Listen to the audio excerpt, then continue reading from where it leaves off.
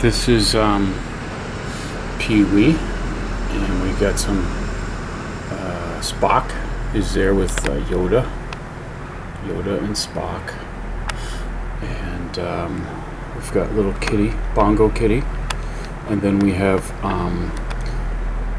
George Harrison's Yellow Submarine, the Sergeant Pepper character with a G.I. Joe machine gun. And then, of course, can't have it without.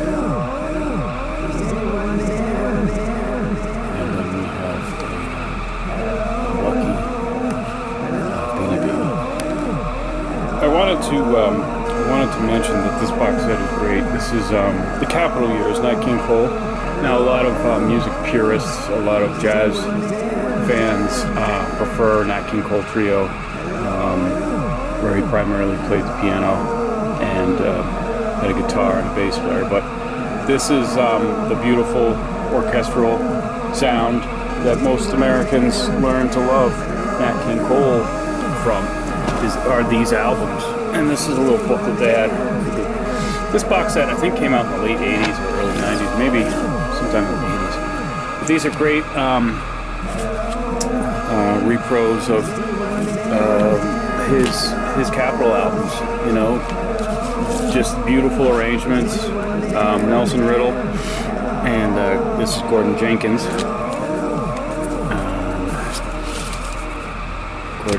Mostly Gordon Jenkins here. This is the live one. It's it's a gatefold, so you can open it up and look at the pictures here. This is more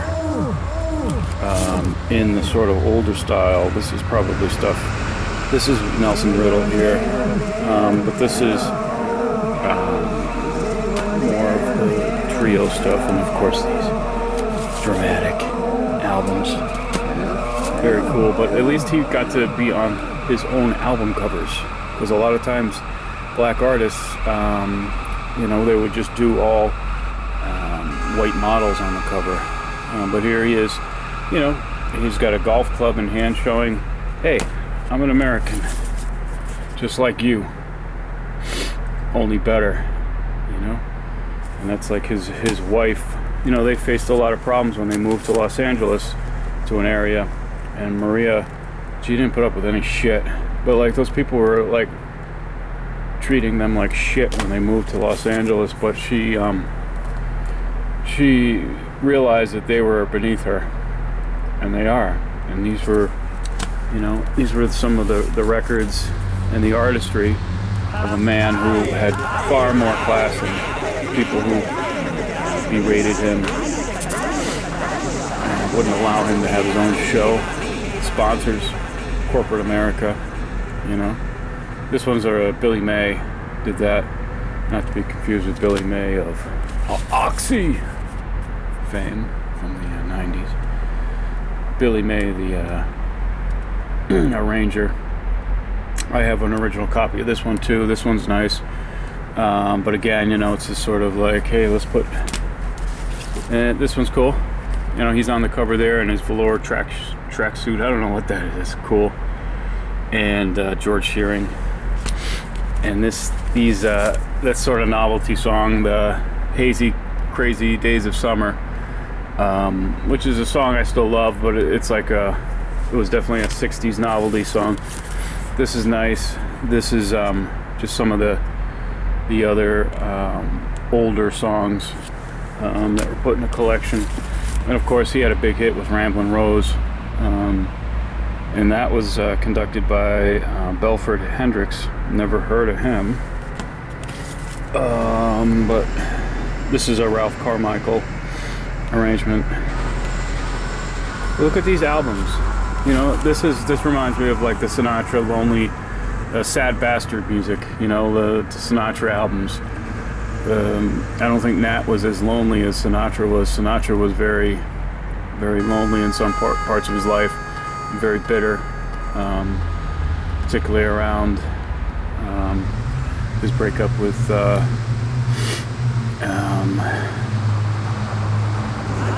person. But this is a box set here Yeah, it's Ava Gardner. His breakup with Ava Gardner. But this is, you know, sad. This is a great painting, you know, of just Nat King Cole sitting alone. So I have this kitchen table that I've had in my house here for about 10 years or so. But before that, it was the kitchen table that was in my childhood home, which is kind of cool. But the table sort of did a full circle. I'm gonna show you what I mean by that. This table was made in Maine. It was actually made in South Paris, Maine. I haven't done any research yet, but that just is where it was made. And then there's actually a date of when this table was made, which is kind of neat. I don't think I've seen that, but that's the date of the table, 1964. So we're, you know, actually, what is that? Does that say January 28th? Connecticut. They probably I'm going to say January Bridgeport, 20th, Connecticut or so. 1964. Maybe somewhere else. I don't know. But it was my childhood table where I had all my birthday parties when I was younger, and it's kind of like come full circle to here. The table is in pretty decent shape, but like I started to get worried about the surface of the table. So like the family would be like, you know, I'd be like, use a coaster, you know. And they'd sort of start making fun of me and calling it my birth table, which is like, I wasn't born on the table. I was just, you know, it was childhood table. So anyway, after a while I said, you know what? This table should reflect reality and the age. 1964 was a long time ago. You know, that was like 61 years ago. So like that table should look like a 61-year-old, you know? And I'm close to that. I'm 5 years younger than that. But that table... now, hey, you can put a glass on it. You could do that. You know, we'll just, it's going to age, you know, and it doesn't really matter. And that's what a lot of things are that I have that I'm like considering just using. Things that I kept sealed. Records, sealed records, you know. Hey, this is sealed since 19 blah, blah, blah. Who cares? Cut it open. Start listening to it. I have a bunch of sealed things. Sealed 8-track tapes. So I'm going to unseal an 8-track tape and I'm going to listen to it. That is my goal for the next week or so. I'm gonna grab an 8-track tape that's sealed, and it's been sealed for a while. I'm gonna pick it, and then I'm going to listen to it. Of course, this is the leaf to the table. This is the leaf to the table. So you put it in when it starts, when it's fall, when it's autumn, you put the leaf in the table. Because the leaves, but also because it's holiday season time, and you want a bigger table to lay food out and stuff like that, if you're lucky. And I hope to be having a good holiday this holiday. All right, so we made the table bigger.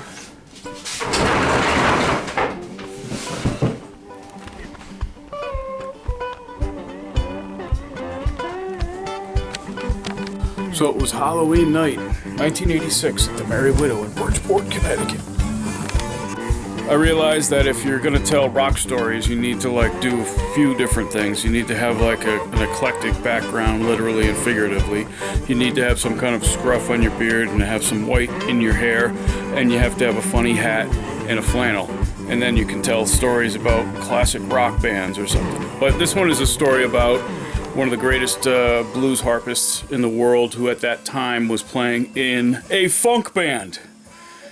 James Cotton's band back in '86 was essentially a fucking high-powered live monster funk band. And it was an amazing, amazing band with people like Noel Neal, Danny Fields, Ed Harsh, who was the keyboard player later with Black Rose, James Cotton, obviously, and just Michael Coleman was the guitar player's name, and fucking Killer Ray Allison, who I saw with a number of different bands, including Cookoo Taylor and things, Alligator Records, you know. But that super hard fucking funk band was just tight. I saw them like 3 or 4 times, but the Halloween show was incredible because we were tripping, and I think it was mushrooms. Must have been mushrooms because it was kind of like mushroom season, you know. It's like harvest mushroom season kind of thing. And so we went to the show, and it was an incredible show, but there were pumpkins in the Merry Widow, which was sort of like this place at Blues Bar in Bridgeport, where we used to go to when we were underage, and they let us in with sort of fake IDs and sometimes just nothing. But it was an opportunity to see amazing blues players. To see Roy Buchanan a week before he died in Bridgeport, you know, was pretty special. So I saw a lot of great things there. But this night was a bit foggy. It was a foggy Halloween night, 1986, and so the pumpkins around the stage were decorations, and I was with a friend named Andrew and a friend named Dave.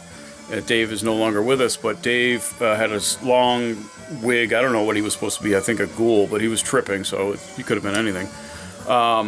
So he grabbed one of the pumpkins, and as did Andrew, and they went up on stage and danced with the pumpkins on the stage as James Cotton's band was playing. And of course we're all tripping, and it was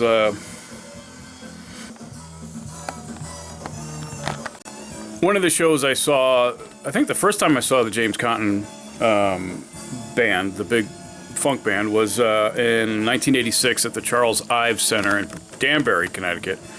And it was like a bill, and I think it was trying to remember. I think it was James Cotton, Roomful of Blues, and Richie Havens for some reason. He was like a last minute ad, and I got to meet Richie Havens that night. But that was the first time I saw this band, and just was like, woohoo!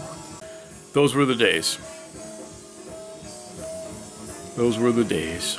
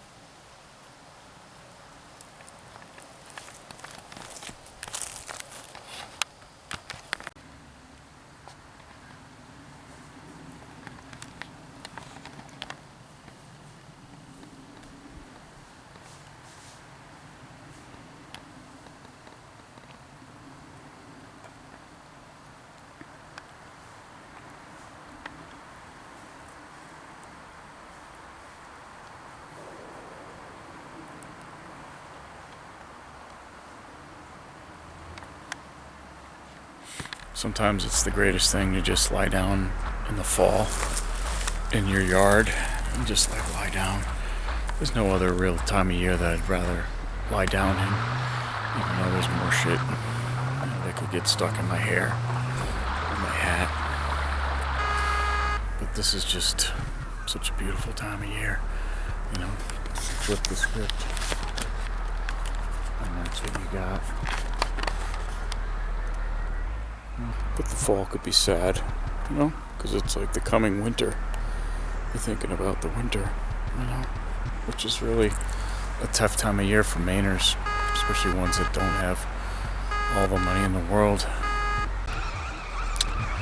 And it's cold in the winter time for a lot of folks. And we're kind of lucky that we have what we have. And that's why I'm going to sort of make sure that I have a good holiday, that we have a good holiday, because we're lucky, even though we're not lucky.